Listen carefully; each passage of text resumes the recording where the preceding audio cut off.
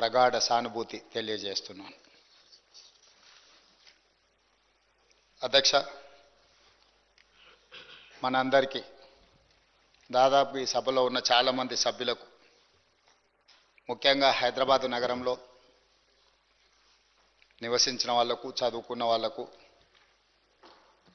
చిన్న వయసు నుంచే మాగంటి గోపీనాథ్ గారు మిత్రుడు. 1963లో జన్మించిన మాగంటి గోపీనాథ్ గారు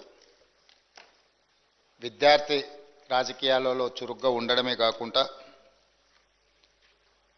వారు 1983లో మొట్టమొదటిసారి ఎన్టీ రామారావు గారు ప్రారంభించిన తెలుగుదేశం పార్టీలో క్రియాశీలక సభ్యుడిగా చేరి ఆ పార్టీ తెలుగు యువత రాష్ట్ర అధ్యక్షుడిగా వారు దాదాపుగా 7 సంవత్సరాలు సేవలు అందించడం జరిగింది. 1985 నుంచి 1992 వరకు తెలుగు యువత అధ్యక్షుడిగా, ఎన్టీ రామారావు గారి యొక్క పరమ భక్తుడిగా, వారికి నమ్మకమైన విశ్వాసపాత్రుడైన ఒక బంటుగా ఎన్టీ రామారావు గారితోని మాగంటి గోపీనాథ్ గారికి సత్సంబంధాలు ఉండే.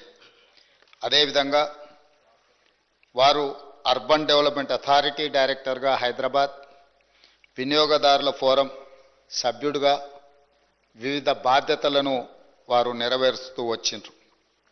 అదేవిధంగా వారు సినిమా రంగంలో నిర్మాతగా, విద్యార్థి రాజకీయ నాయకుడిగా, ప్రజాప్రతినిధిగా తెలుగుదేశం పార్టీలో ఎదిగి సినీ నిర్మాతగా కూడా వారు రాణించడం జరిగింది. అధ్యక్ష, పాత బస్తీ 1995లో సినిమా తీవడము, అదేవిధంగా రవణ 2000 సంవత్సరంలో నటశేఖర కృష్ణ గారిని హీరోగా పెట్టి వారు ఒక గొప్ప చిత్రాన్ని నిర్మించడం, భద్రాద్రి రాముడు 2004లో, నా స్టైలే వేరు 2009లో, ఇలాంటి తెలుగు సినిమాల నిర్మాతగా కూడా వారు రాణించడం జరిగింది.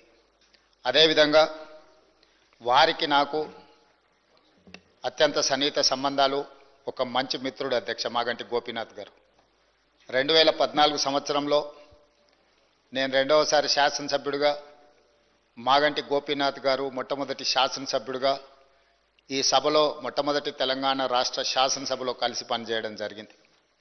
ఎన్నికల సమయంలో కానీ, ఎన్నికైన తర్వాత కానీ, వారు తర్వాత రాజకీయ విధానాలలో మార్పు వచ్చిన వ్యక్తిగతమైన మిత్రత్వము, అదేవిధంగా వారి యొక్క వ్యవహార శైలిలో ఎలాంటి మార్పు లేదు.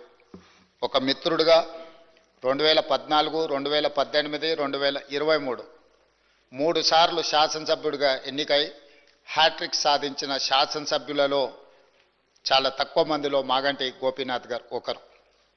ఈరోజు అనుకోని పరిస్థితుల్లో వారు అకాల మరణం చెందడం ఈ సభలో ఉన్న సభ్యులకే కాదు, వారి కుటుంబానికి, జంట నగరాలలో పేదలకు వారి లేని లోటు ఈరోజు మనందరం చూస్తున్నాం. జూన్ 8న వారు మరణించడం జూబ్లీహిల్స్ నియోజకవర్గ ప్రజలకు తీరని లోటు. అదేవిధంగా వారి కుటుంబానికి, వారి సోదరుడు, వారి తల్లి, వారి భార్య, కుమార్తె, కుమారుడు, వాళ్ళ కుటుంబ సభ్యులకు ఒక తీరని లోటు.